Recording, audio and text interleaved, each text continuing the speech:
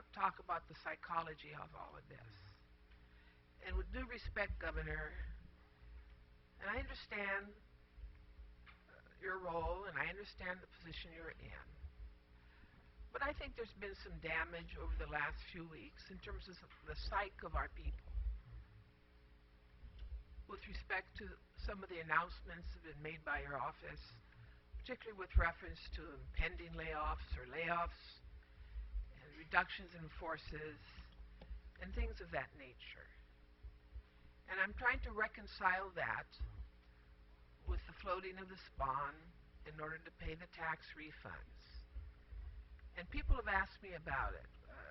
We, of course, and you, I'm sure, received countless calls from employees in the public service, many in the classified service, the career service, the merit service.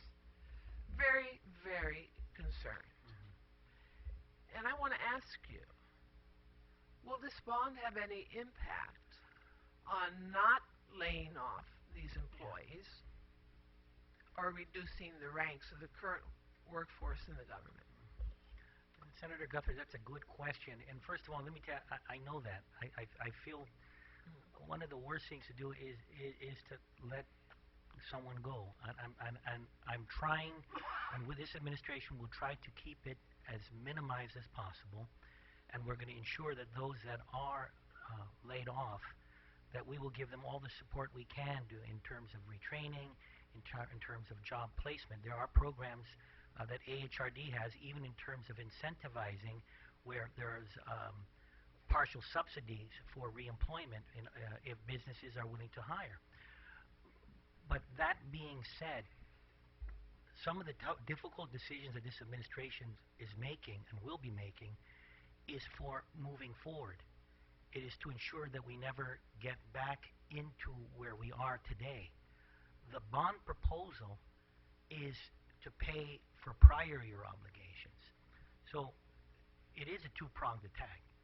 The first prong is, of course, we are moving forward in our, well, not the first, they're all happening concurrently, but the reorganization, the downsizing and streamlining of government is to ensure that our operating costs moving forward do not exceed the revenues coming in. And I want to thank the Senator because we are in agreement on revenue projections so that we will have monies moving forward in the future to pay for all our operating costs, to pay for allotments for autonomous agencies such as the legislature and judiciary, et cetera, et cetera. But it does not reflect on the prior obligation. This bond proposal is to pay for those previous years. So there is a distinction there. If a bond does not occur, and again, mind you, we've been paying prior year, I call it prior year obligations, but we've been paying tax refunds for what, 6, 7, 8, 9. We haven't paid 10. We haven't paid anything on 10 yet. And by the way, I think Senator Pangilinan amendment, the Bill 140, would work if we paid off everything, and then moving forward we had that 50% diversion of inflows from business privilege tax, set it aside. That causes fiscal, it makes sure that the future governments have that reserve for the future pay a tax refund. But if that were to be in place and we don't pay off all these obligations, we're caught almost in a catch-22 position because we aren't paying anything for 2010 and 2011. We're paying for prior years.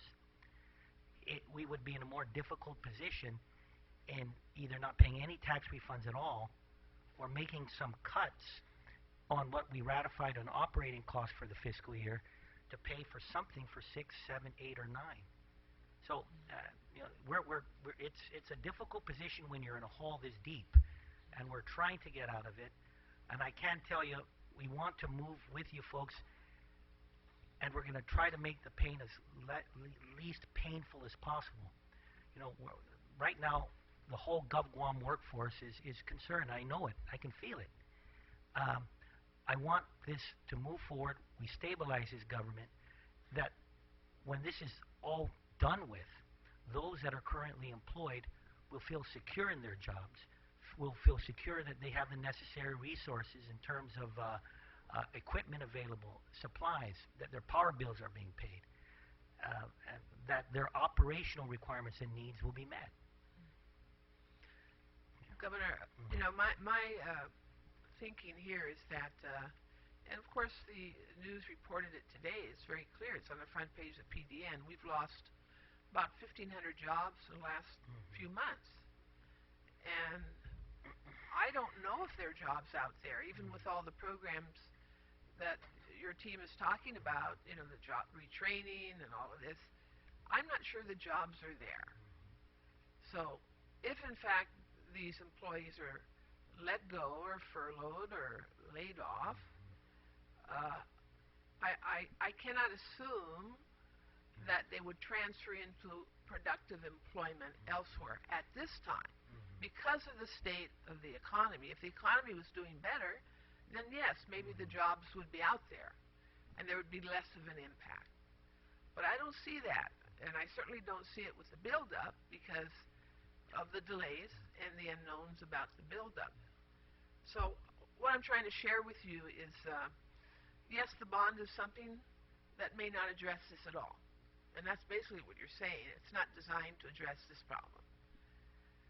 But it is a problem, and I think there is a linkage here that we might be borrowing money to pay the refunds, but at the same time we're going to let a substantial part of the public sector workforce go. We don't know what the numbers are because that hasn't been told to us.